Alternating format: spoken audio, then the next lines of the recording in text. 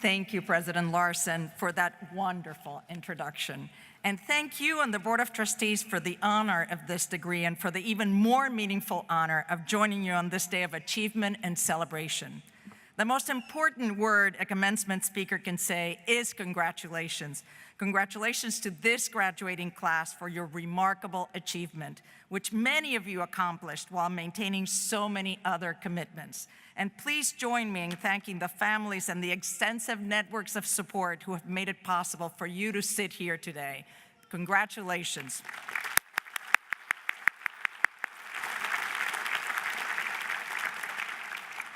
Congratulations also on the choice you made when you selected Bentley University's Graduate School of Business for its emphasis on preparing students to thrive at the intersection of learning and life.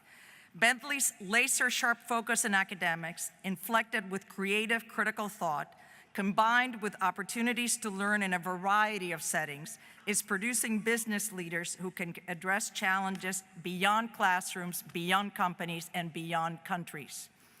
I want to talk with you today about exactly that, about the unique need for business leaders in a vastly transformed landscape that's equally defined by upheaval and opportunity. It is an environment that calls for a revolution in leadership that you are uniquely positioned to lead. For millions of people, including you, this is a moment of profound disruption. Technology has delivered on much of its promise. It has drawn us closer together as a human family, unleashed prosperity economically and possibilities socially and culturally. Its promise is evident in this simple question: who among us would choose to live a decade or two ago before technology transformed our lives? The answer is very few. But another question is equally important. Who among us can deny that in the wake of this prosperity, many millions have felt an undertow of dislocation that is not sustainable or defensible? Half of all the jobs we know today will be lost to automation. Income disparity is wide and it's growing wider. Paralyzed by gridlock and dysfunction, the public sector is less capable of solving significant problems today than it was when I joined government a lifetime ago. That's not a permanent condition, I hope, but it is the reality we face right now.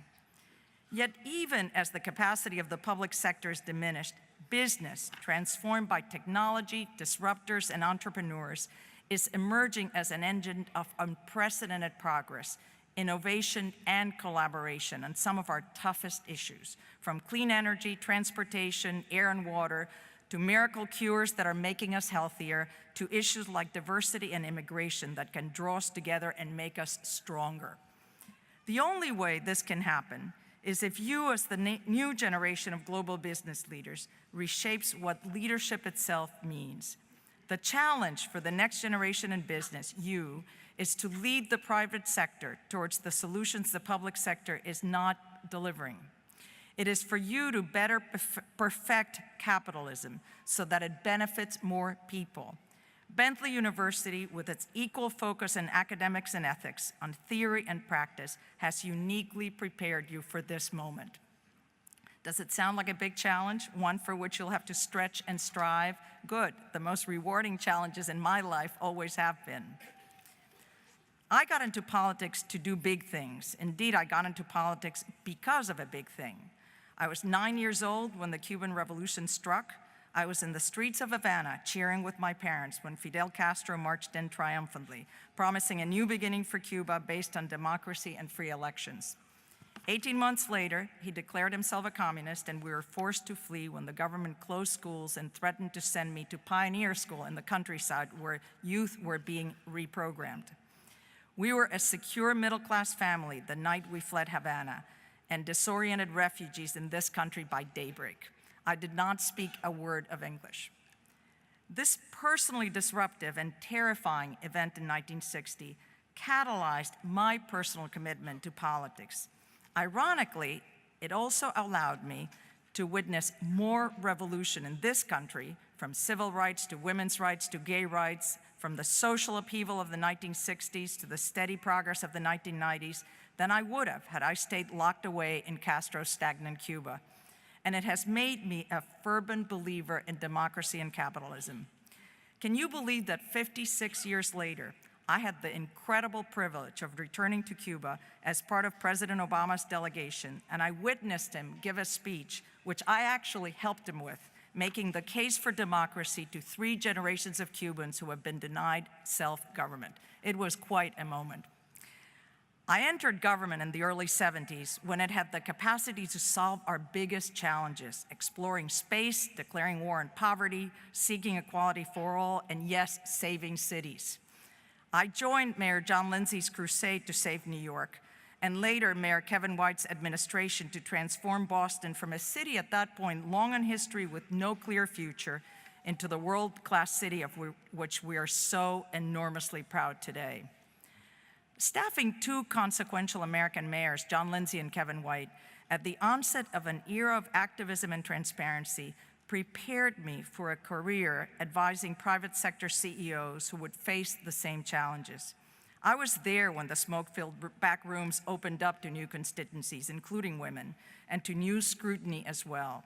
I joined a strategic communications firm which later evolved into Weber Shandwick precisely on that premise, that we were entering an age when these challenges would not be confined to politics, but would ripple through the private sector, and CEOs would have to learn to act more like political candidates.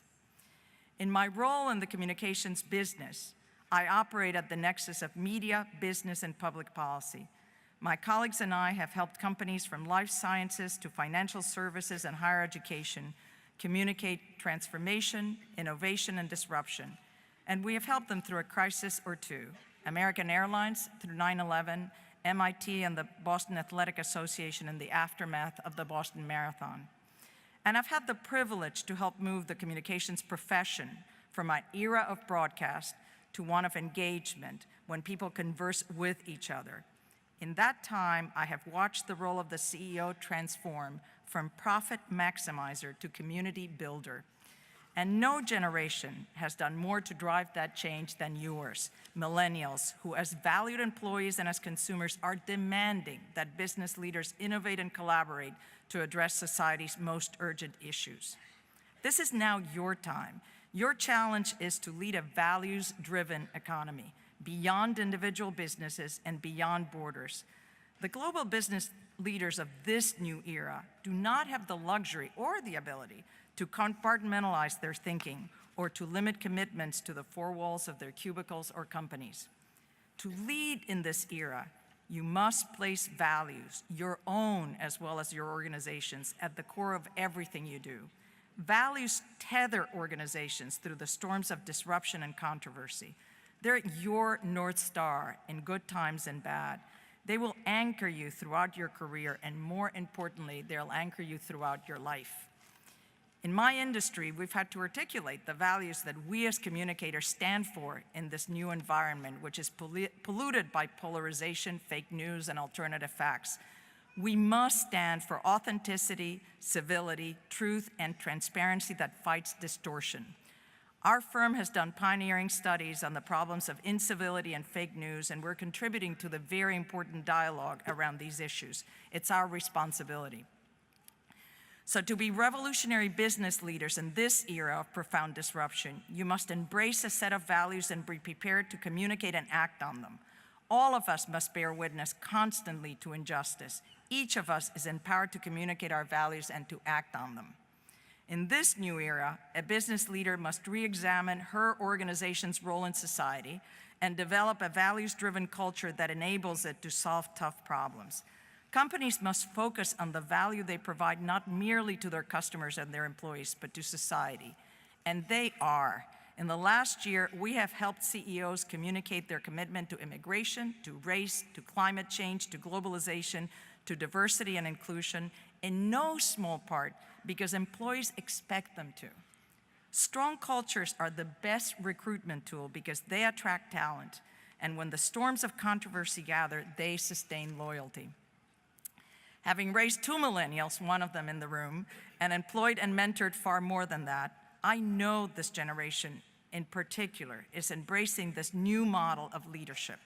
Culture means as much as compensation in choosing a job.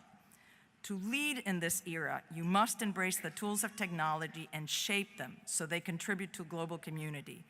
There are those who speak of social media as the Wild West where no law reigns, no standards apply, and the underbelly of human nature is exposed. I suppose there's something to that, but I see social media as ushering in a uniquely human era. It can fray our connections, for sure, but it can also fortify them. It can inflame, yes, but it can also be used to inspire. To lead in this era, you must never give up on the political realm. We're in a rough patch just now. These times are truly unprecedented. The unthinkable keeps not only being thought, but it's happening. But make no mistake, we can get through it as long as we refuse to surrender to cynicism and incivility. I have seen a great deal of revolution, but personally, I haven't seen enough. Not with fewer than 5% of Fortune 500 CEOs being women in this country, only 2% being Latino, only 1% being African American. Much revolution remains to be done. Constant awareness and reaction to human needs, a focus on strong socially aligned values, rethinking the purpose of your organization, and promoting a wider concept of public good, embracing and promoting technology that contributes to global community, and never giving up on those who lead us in government. Those are the pillars that I see of this revolution in leadership. This is the centennial of Bentley University. It is also the centennial of President Kennedy's birth a few miles from here in Brookline. So let me, at this time of challenge and change, of dislocation and opportunity, commend his words to you. No problem of human destiny is beyond human beings. The great challenges of human destiny today depend on global business leadership, but it must be a new understanding of leadership, one you define, one that embraces a broader sense of responsibility, that commits itself not just to customers but to culture, not just to profits but to purpose, not just within businesses but beyond borders, one that rejects the compartments that divide our lives in favor of values that inspire them. There are those who approach this moment of disruption with caution. I approach it with optimism. There's one reason for that, and it is you, the generation of graduates here today, because the first step in your journey of global leadership has already been taken. You took it when you set foot on this campus. Here you have learned the lessons not just of practice but of purpose that will guide you as you transform leadership itself. Disruption is upon us.